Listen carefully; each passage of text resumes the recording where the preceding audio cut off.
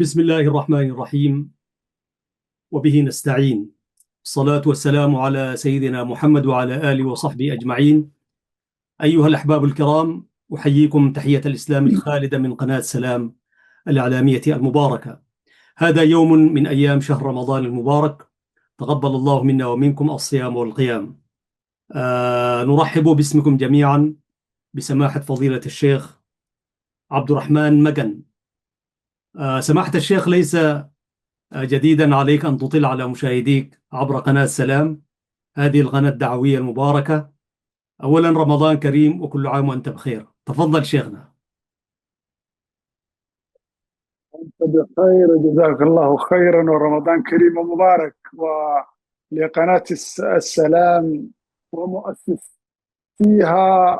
ومتفرجيها، جزاكم الله خيرا. بسم الله الرحمن الرحيم، الحمد لله رب العالمين، والصلاة والسلام على أشرف الأنبياء والمرسلين، نبينا محمد وعلى آله وصحبه أجمعين. تحيتي لقناة السلام ولأحمد شريف، جزاك الله خيرا بهذه الفرصة الغالية التي قد لا تتكرر وقد لا تدوم علينا، ونسأل الله سبحانه وتعالى أن يتقبل منا صالح الأعمال.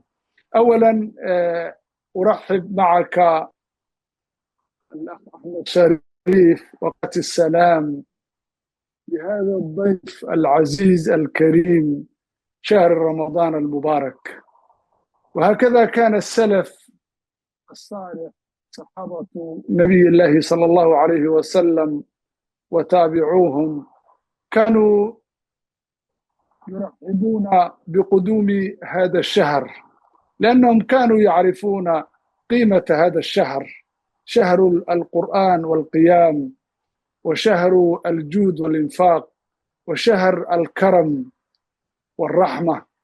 النبي صلى الله عليه وسلم كان يرحب بقدوم هذا الشهر، فكان يقول في حديث البخاري ومسلم، كان يقول صلى الله عليه وسلم: إذا جاء رمضان فتحت أبواب الجنة وغلقت أبواب النار وسفدت الشياطين. وكان يقول صلى الله عليه وسلم في حديث الذي أخرجه أحمد والنسائي، كان يقول وهو يخاطب صحابته صلى الله عليه وسلم ورضوان الله عليهم أجمعين، كان يقول: أتاكم رمضان شهر مبارك فرض الله عليكم صيامه، تفتح فيه أبواب السماء وتغلق فيه أبواب الجحيم وتغل فيه مردة الشياطين. وكان يواصل هذا الحديث ويقول: لله فيه ليلة خير من 1000 شهر، من حرم الخير فيه حرم فيه، من حرم الخير فيه في هذا الشهر فقد حرم. الذي يحرم الخير في هذا الشهر كأنه حرم من كل شيء. الأخ أحمد شريف، هذا هو الترحيب الشرعي والإسلامي لهذا الشهر، فيكفي شرفا وعزة وكرامة وثناء ومدحا لهذا الشهر أن الله سبحانه وتعالى أنزل كتابه في هذا الشهر، فقال: إنا أنزلناه في ليلة القدر، وقال: إنا أنزلناه في ليلة مباركة، وقال: شهر رمضان الذي أنزل فيه القرآن. فينبغي الاستعداد لهذا الشهر بعد الترحيب بقدومها، وبعد الفرح والسرور بمجيئها ينبغي أن نستعد. ماذا نفعل في هذا الشهر؟ فكان صلى جزاكم الله الله عليه خير. وسلم كان نعم، يستعد بها، تفضل شيخنا. كان يستعد بها صلى الله عليه وسلم، كما تروي لنا عائشة رضي الله عنها في البخاري ومسلم، تقول عائشة: ما رأيت رسول الله استكمل صيام شهر إلا شهر رمضان، وما رأيته أكثر صياما فيه من شعبان. فصيامه في شعبان كان بمثابة استعداد لقدوم هذا الشهر.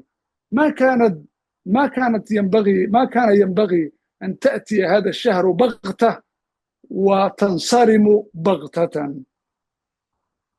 بارك الله فيك وجزاك الله خير على هذا المفتتح الطيب فضيلة الشيخ عبد الرحمن مجن. فضيلة الشيخ طبعا يشرفنا دوما في مسجد أمسى كل جمعة بعد كل فترة وفترة، وأنا كلما رأيته على المنبر يخطب الناس ويؤم الناس المصلين أعني، فأقول إن شاء الله يشرفنا على القناة، ومتى ما طرقت بابه فهو يستجيب. وجزاك الله خير يا شيخنا الفاضل عبد الرحمن مجن. حقيقة أنا عندما فكرت في اللقاء أولا يقول المولى سبحانه وتعالى في كتابه العزيز: فمن يرد الله أن يهديه يشرح صدره للإسلام، ومن يرد أن يضله يجعل صدره ضيقا حرجا كأنما يصعد في السماء، كذلك يجعل الله الرجس على الذين لا يؤمنون. صدق الله العظيم. طرحت على فضيلة الشيخ عبد الرحمن مجن عنوان عام للمحاضرة، وقلت فيه تعاليم الإسلام بين اليسر والعسر. وعلما أن كلمة اليسر وردت أكثر من 40 مرة في القرآن، والعسر وردت 4 مرات، وفضيلة الشيخ سيحدثنا عن ذلك. ونحن نعلم أن الإسلام هو دين الحق، وإن الدين عند الله الإسلام. لكن من خلال ملاحظاتي أن الإسلام ما فيه أفعل ولا تفعل فضيلة الشيخ، فيه يسر فيه عسر، أن لا تعمل كما أنت تشتهي يعني كبشر. يعني الإنسان تقيدك هذه التعاليم، وهي خير ما في شك، تقودك إلى الخير، لكن كطبيعة بشرية أن تتعامل مع الشرائع الإسلامية الحقة، وفيها يسر وعسر، والإنسان جبل على ما هو كل شيء ممنوع. يعني كل الموانع في الإسلام هي من أجل مصلحتنا نحن ما في شك، وكل الشيء الطيب وإن الله طيب ويدعو إلى الطيب. لكن في التعاليم بشكل عام عندما ننظر كأن هناك يسر وعسر، والإنسان يتقلب بين هذا اليسر وهذا العسر، وبين إقبال وإدبار.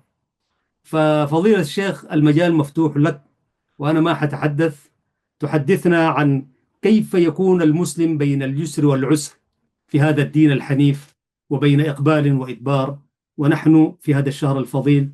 وبارك الله فيك، تفضل شيخ. جزاك الله خيرا شيخ أحمد شريف، بارك الله فيك على هذه المقدمة الطيبة. كما تفضلت، الدين كله يسر، ليس فيه عسر.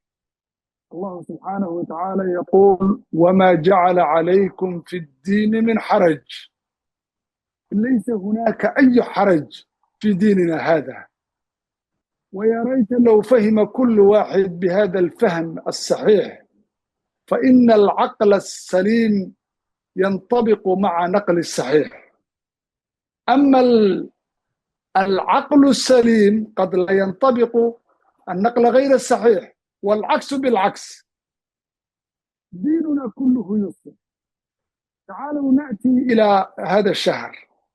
قد يتصور الإنسان أن فيه عسر.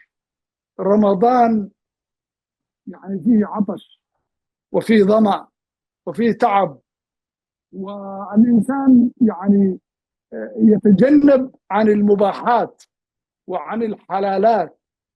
فقد يتصور الإنسان ما الذي يعود لشرعنا أو إلى الله سبحانه وتعالى من هذا العطش ومن هذا الظمأ.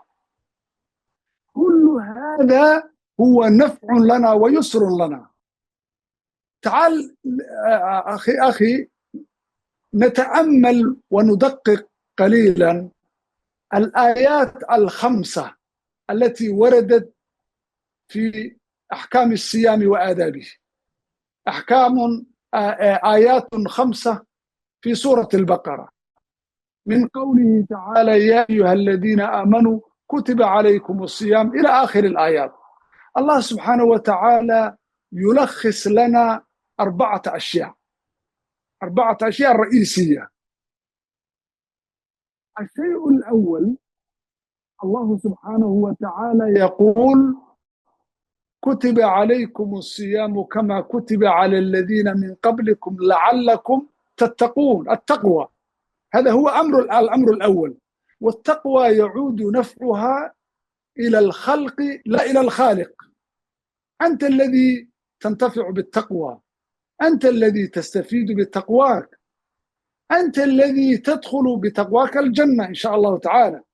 فالآية الأولى يختم الله سبحانه وتعالى التقوى.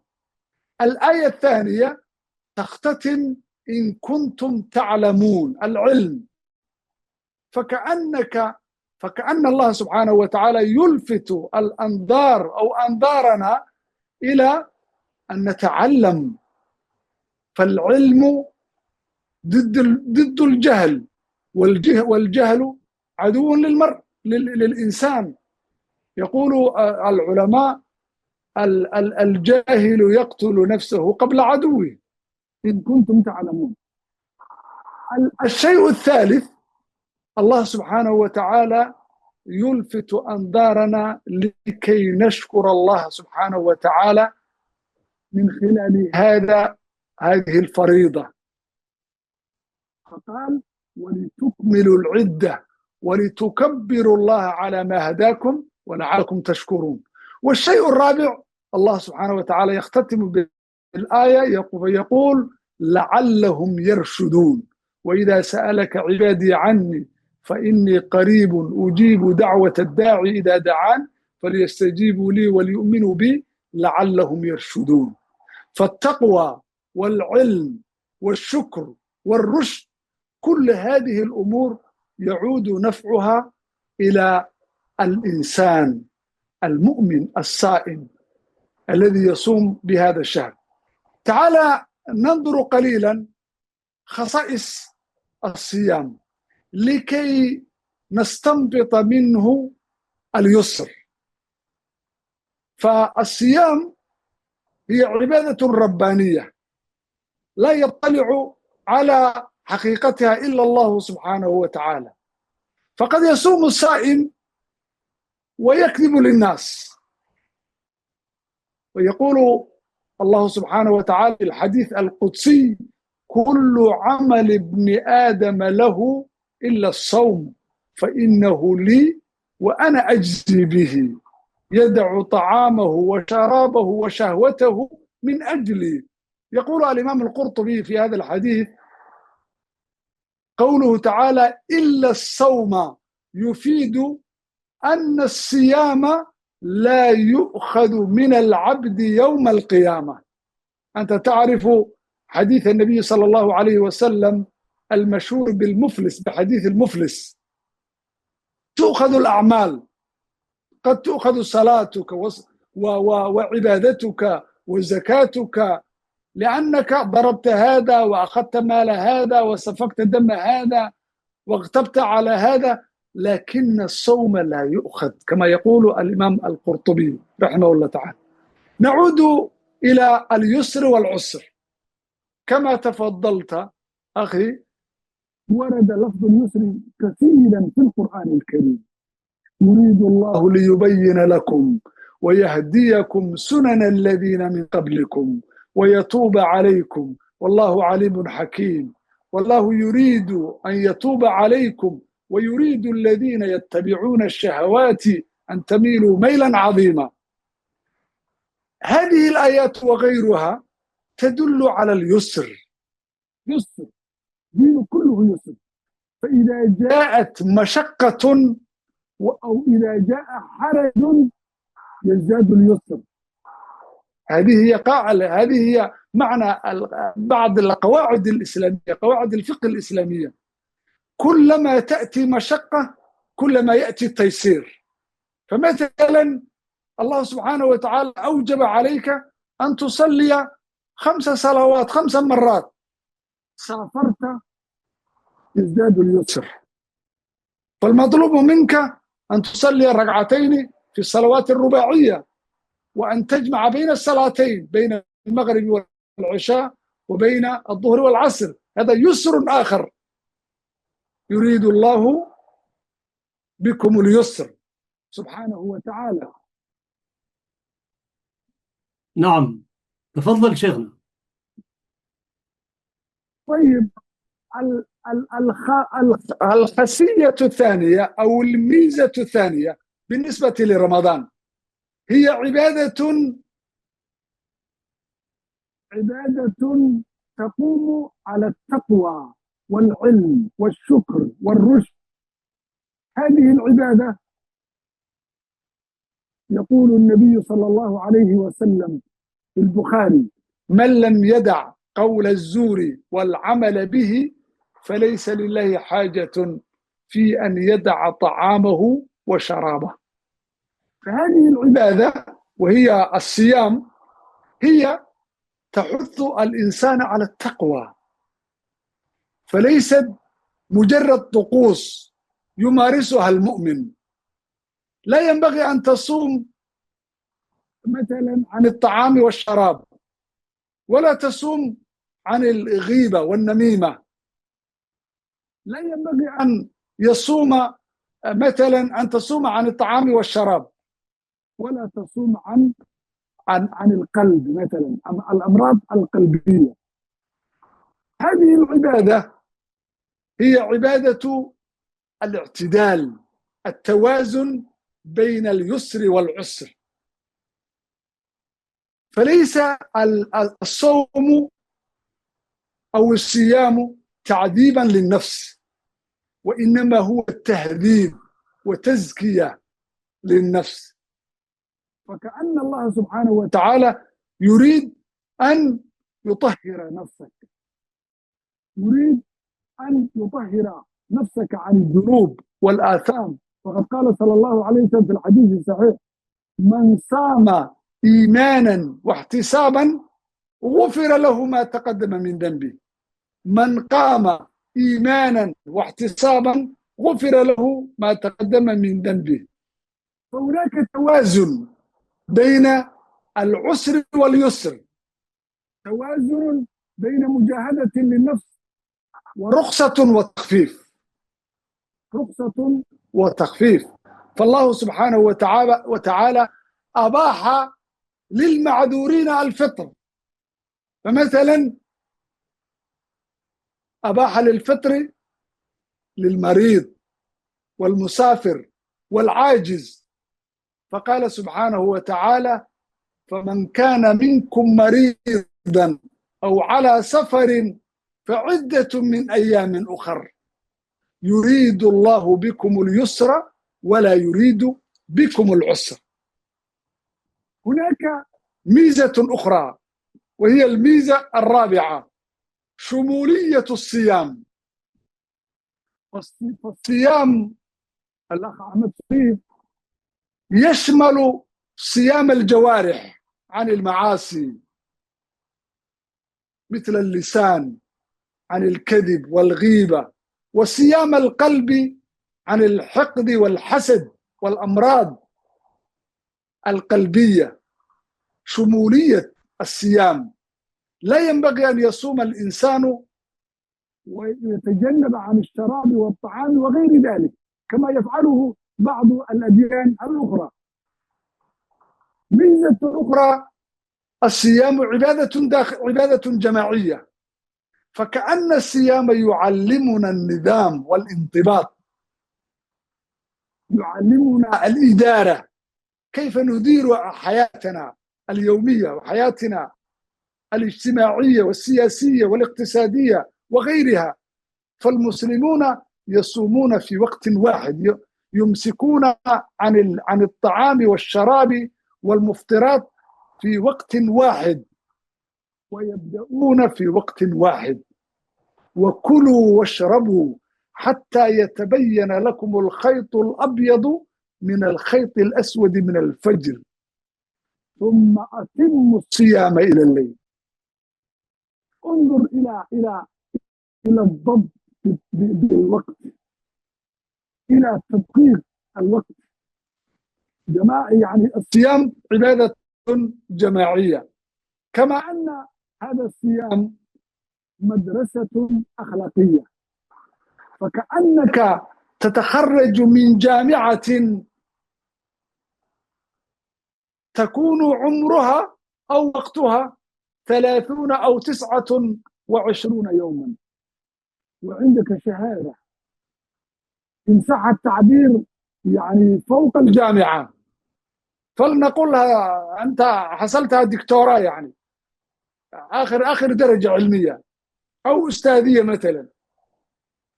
الذي يتخرج من هذه الأيام أو من هذا الشهر، هذا الوقت القصير الذي هو لا يتجاوز 30 يوما،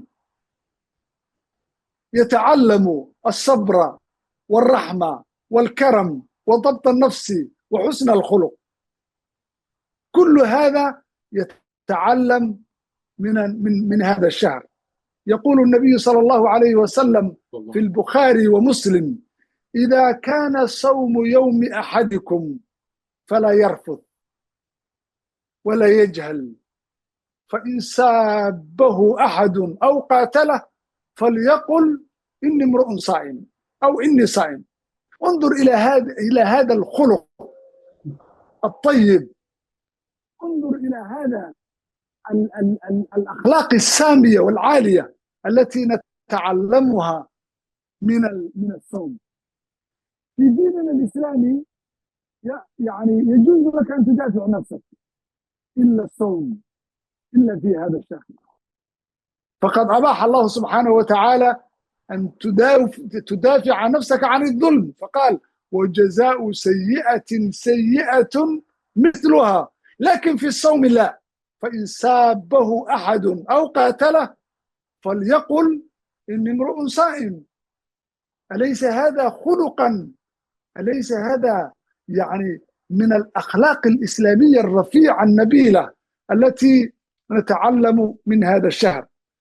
عبادة أيضا محدودة وواضحة، عبادة محددة وواضحة، زمنها محدود ووقتها محدود وأيامها محدودة، ليس فيها غموض وليس فيها إشكالية وليس فيها يعني التباس، إنما هي أيام معروفة: صوموا لرؤيته وأفطروا لرؤيته، فإن غم عليكم فأكملوا عدة شعبان 30 يوما.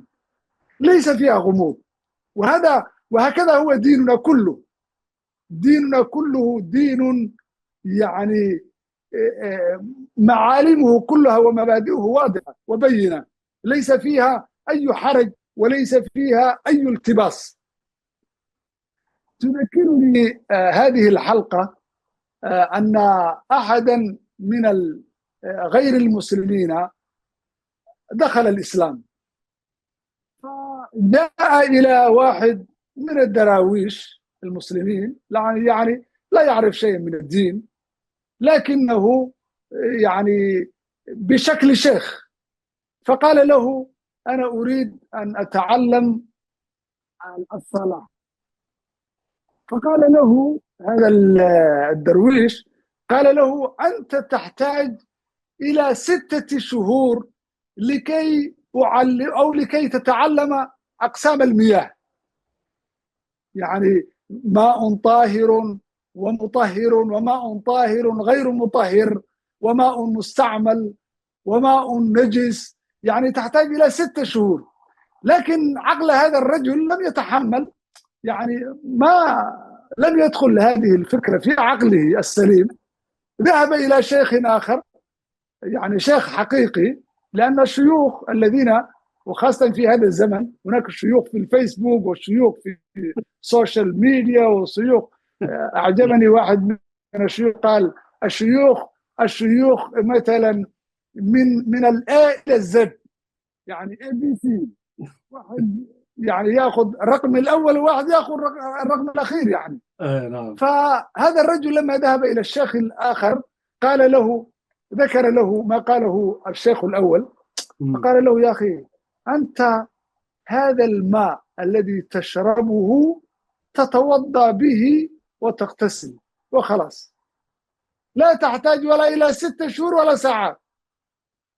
تمام؟ فديننا دين يعني معالمه كلها واضحة وبينة، ليس فيه التباس، ليس فيه يعني ليس هناك بينك وبين الله واسط كما يفعله مثلا النصارى سكوك الغفران، وفي لابد وأن تمر على واحد. فهكذا يعني عبادة مستمرة، عبادة الصيام عبادة مستمرة عبر التاريخ، كما أشار الله في قوله: كتب عليكم الصيام كما كتب على الذين من قبلكم. فليست خاصة بنا هذا الصيام، إنما كان مختلفا شكله وأيامه منذ عبر التاريخ. كان الصيام موجود، عبادة قديمة، ليست عبادة جديدة على المسلمين، إنما كانت قديمة كما كتب على الذين من قبلكم. وهذا ما يدعي مثلا اليسر. فعندما تلاحظ أن هذه العبادة ليست على المسلمين فقط، وإنما كانت مستمرة عبر التاريخ، تشعر التخفيف، تشعر أنها عبادة خفيفة عليك. فهذه خلاصة خصائص هذه الشهر: الإخلاص لله سبحانه وتعالى، والتقوى، والاعتدال بين اليسر والعسر، والشمولية، وعبادة جماعية، وعبادة نتعلم منها التربية الأخلاقية، وعبادة وضوح الأحكام والمبادئ. هذا ما يعني أحببته أن ألقى عليك، وجزاك الله خيرا. بارك الله فيك شيخنا الفاضل عبد الرحمن مجن. أيها الأحباب الكرام، لا نزال معكم، والشيخ سنحجزه برضو بضع دقائق إن شاء الله. وكما تفضلت أشكرك جزيل الشكر. والدين كله يسر ما في شك، ولكن كطبيعة بشرية يقول لك في تعاليم كثيرة تقيدنا نحن، والإنسان داير يعيش فوضى وهكذا، علما بأن بعد كل عسر يسر كما تفضلت فضيلة الشيخ عبد الرحمن مجن. ودليل على أنه هذا الدين هو يسر، عبارة اليسر من حيث اللغة وردت أكثر من العسر، حتى في آية واحدة يسران وعسر واحد. ولذلك فضيلة الشيخ، لكن نحن أحببنا أن نذكر الناس. ربنا عندما يمنعنا من شرب الخمر مثلا، ومنعنا هنا لتشربها في أنهار من خمر في الجنة يعني. فأنت الإنسان هنا يفتكر أنه يعتبر نفسه أنه هو ممنوع من شيء على هواه مثلا، على فطرته، ويقول لك الناس تبتهج، وهي ابتهاج بتاعة لحظات، ولكن تسلب عقلك وترتكب الكبائر يعني، ما في شك يعني، وترتكب بعد ذلك كل الموبقات والعياذ بالله. ولذلك منعك من عقل الهوى وشهوة الهوى، لكي يكبح جماحك من أشياء كثيرة تقع عليها كثير. منعنا من الربا مثلا لأسباب، منعنا مثلا من أكل لحوم الخنزير، وهكذا. وكل ممنوع هو عسر على الإنسان، ولكنه يسر في حياته. منعنا من التدخين مثلا، التدخين اليوم حرام يعني، حرام. زمان كان يعللوها مكروه وهكذا. الآن العلم والواقع الاقتصادي والعلمي أكد على حرمة، وأصلا التدخين حرام من أساسه يعني. ولكن في تحريم التدخين، لو عاد الإنسان وقال ما هو الشيء اليسر الذي عاد إليه، المنفعة التي عادت إليه، سيلقى الكثير والكثير. ومن الآيات التي وردت فيها من آيات اليسر فضيلة الشيخ: وأما من آمن وعمل صالحا فله جزاء الحسنى وسنقول له من أمرنا يسرا، في سورة الكهف. وفي سورة مريم: فإنما يسرناه بلسانك لتبشر به المتقين وتنذر به قوما لدا ويسر لي أمري فإنما يسرناه بلسانك لعلهم يتذكرون. والجاريات يسرا ولقد يسرنا القرآن للذكر فهل من مدكر، وآيات كثر فضيلة الشيخ.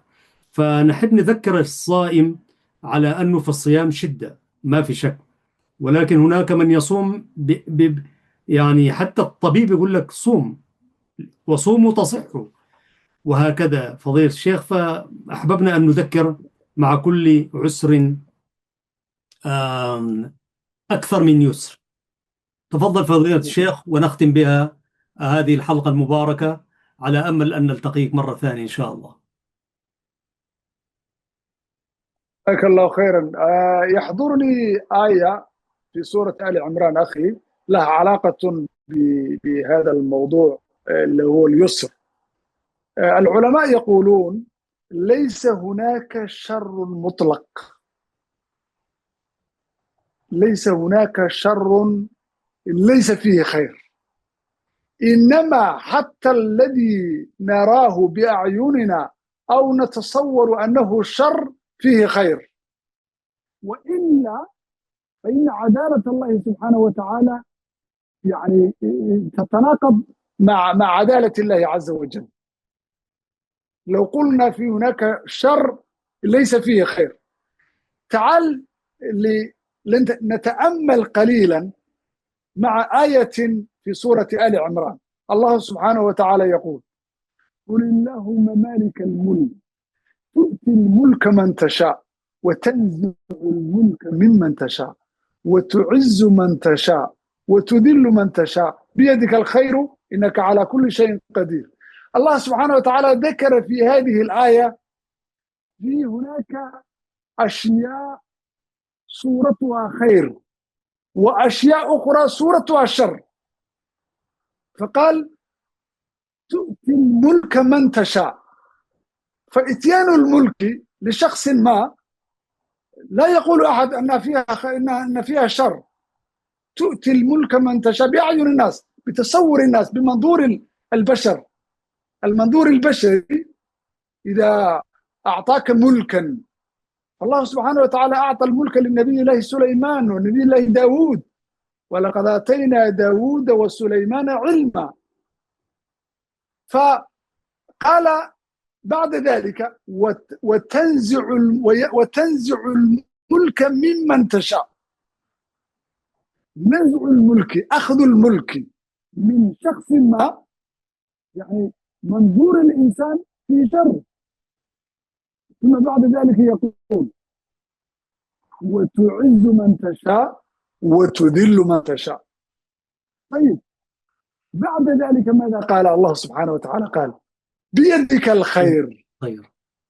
كان من المفترض بعقل الإنسان، بميزان العقل البشري، كان من المفترض أن يقال أو أن يقول الله سبحانه وتعالى بيدك الخير والشر، لأنه قال تؤتي الملك من تشاء وتنزع الملك ممن تشاء وتعز من تشاء وتذل من تشاء. فقال كل هذه تعقيبا قال بيدك الخير، كأن الله سبحانه وتعالى يلفت أنظارنا أن نزع الملك وإذلال الشخص في بعض الأحيان فيه خير، لكن بمنظور البشري يرى أنه شر.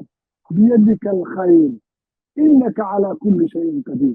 فديننا كله يسر، ديننا كله كما قال الشاعر إذا اشتدت بك البلوى ففكر في ألم نشرح. يا سلام. فعسر بين يسرين، عسر بين يسرين.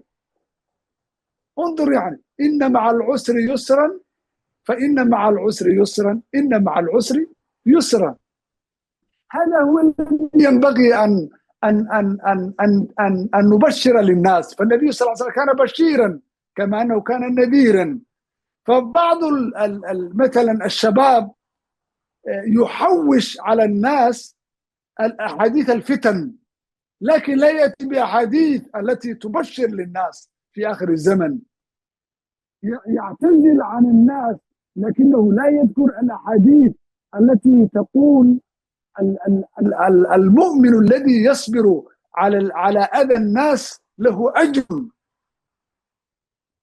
فلا فديننا ليس دين انعزال، ليس دين الرهبانية، ليس دين يعني كل واحد يذهب إلى صومعة حتى يموت، إنما تصبر على أذى الناس، تدعو إلى الناس، تدعو إلى الناس. أخي الكريم، آخر نقطة يعني أحببت أن أنوه.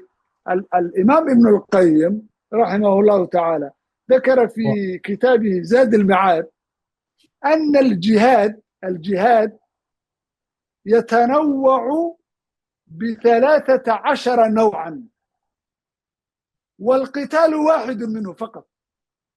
12 نوعا من الجهاد ليس فيه قتال.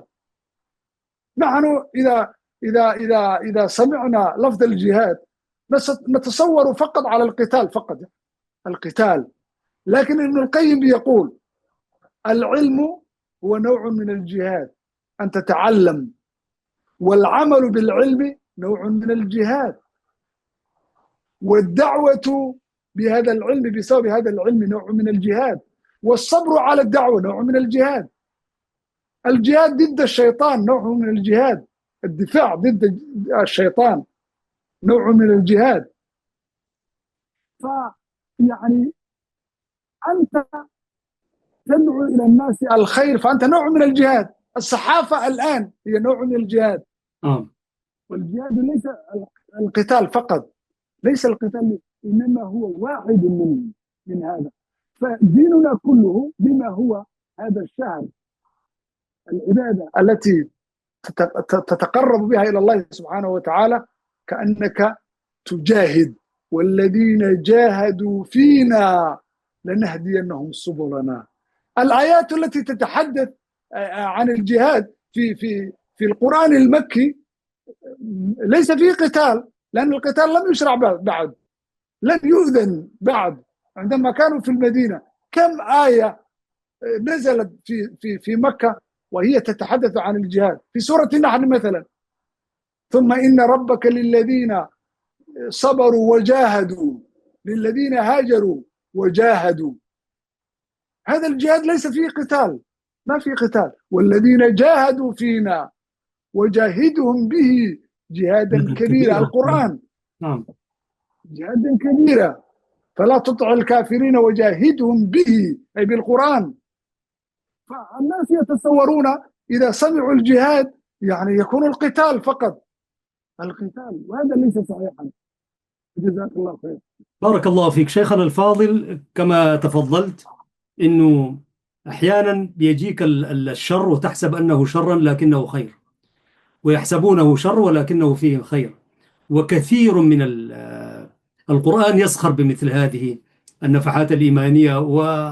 ويكفي يعني أنه نبي الله يوسف عليه السلام لو لم يدخل السجن ما كان عزيزا يعني، ولذلك قال أحب السجن وأحب إلي مما يدعونني إليه، وإلا تصرف عني كيدهن أصب إليهن وأكن من الجاهلين. فالسجن كان أحب إليه.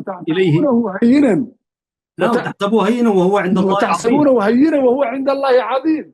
نعم. في حادثة الإفك. نعم تفضل شيخنا.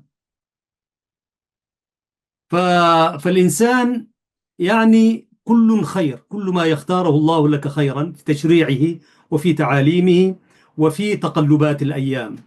نختم الحديث شيخنا وأروي لك قصة حكاها لي أحد كان شبه وزيرا في حكومات سابقات قبل حكومة بعد 91 في إريتريا. فعندما انقلبت الأمور وتلك الأيام نداولها بين الناس، فأدخل ذلك المسؤول بمثابة وزير، أدخل السجن، فخرج بعد 5 سنوات من السجن. فقال لي وتعرف علي وهو في السجن، حيث لم أكن أنا سجينا ولكنني كنت معه عبر المذياع في أعطي السجين مذياعا صغيرا فيفتح الإذاعة ويجي الصوتي. فعندما خرج تعرف عليه، قال أنت صديقي العزيز. فالذي أخذني إليه قال له من أين تتعارف؟ هل كان مسجونا معك؟ قال له أنت تعرفني في أيام اليسر، هذا صديقي في أيام العسرة. قال له كيف؟ قال له الحكومة اعتقلتني وأعطتني مذياع صغير، فأفتح المذياع وأسمع صوت أخ شريف. فأصبح صديقي وعدد لي برامج التي كنت أقدمها آنئذ. قال له هذا صديقي في ساعة العسرة، فاحتضنني، وبعدين في حديث خاص بيني وبينه قال لي: يا شريف، لقد عرفت الدين والله في السجن. يعني قرأت القرآن وانكفأت مع نفسي. وطبعا زي ما قلت يعني يعز من يشاء ويذل من يشاء، وكان بمثابة مسؤول كبير، فوجد نفسه بين أربع حيطان، فلم يعد عنده إلا أن يقرأ الأذكار والأوراد والقرآن وهكذا. فقال لي: أحببت السجن كما أحبه يوسف عليه السلام. فعرفت الله، وعرفت أنه امتحان، امتحان أنه يقلب الله الليل والنهار، ويقلب الله الأيام والمراتب والمقامات وهكذا. فقال لي: حمدت الله على أن أدخلت، وخمس سنوات أخذها وخرج منها مؤمنا تقيا عابدا. حتى أنا كنت أزور في البيت أحيانا فأجده يعني منقطع، يقول لك هذا، أهله يقول هذا ساعة الذكر بالنسبة لي خلاص، فتعود أدراجك يعني. ففي صحيح. كل عسر يسرا. نحن بهذه الشهر المبارك صح. أحببنا أن نذكر أنفسنا وإياك. أنا أشكرك جزيل الشكر وجزاك الله خير فضيلة الشيخ عبد الرحمن مجن، إمام وخطيب المساجد في مدينة ميلبورن ولاية فيكتوريا في أستراليا. وأنت رجل نحبك في الله، وأدعو لنا معك وأدعو لكل المشاهدين. الآن نختم هذه الحلقة بدعاء عسى الله أن يستجيب دعاءكم، وإنما يتقبل الله من المتقين. تفضل شيخنا. جزاك الله خيرا. جزاك الله. نسأل الله سبحانه وتعالى أن يفرج الكرب والهموم عن المهمومين وعن المكروبين. آمين. نسأل الله سبحانه وتعالى أن يوفقنا ليلة القدر وساعة الإجابة. آمين. العلماء يقولون الله سبحانه وتعالى أخفى خمسا في خمس، فأخفى ليلة القدر في شهر رمضان. وندعو بدعاء النبي صلى الله عليه وسلم الذي علم عائشة رضي الله عنها عندما سألته وقالت له: إن وفقني الله ليلة القدر فبأي دعاء أدعو بها؟ فقال صلى الله عليه وسلم: قولي اللهم إنك عفو تحب العفو فاعف عنا. اللهم إنك عفو تحب العفو فاعف عنا. وجزاك الله خيرا. السلام عليكم ورحمة الله وبركاته. بارك الله فيك. يقول المولى سبحانه وتعالى: لسان الذي يلحدون إليه أعجمي وهذا لسان عربي مبين. صدق الله العظيم. في برنامج مع اللغة العربية سعدت بلقاء فضيلة الشيخ عبد الرحمن مجن، وكانت الحلقة 223 بحمده تعالى، خصصناها لعنوان تعاليم الإسلام بين اليسر والعسر، أو الشرائع الإسلامية بين إقبال وإدبار. المسلم أعني. وإن شاء الله نلتقي بك شيخنا الفاضل في حلقة قادمة إن شاء الله. والسلام عليكم ورحمة الله وبركاته. بارك الله فيك سماحة الشيخ. وعليكم السلام. وإياك يا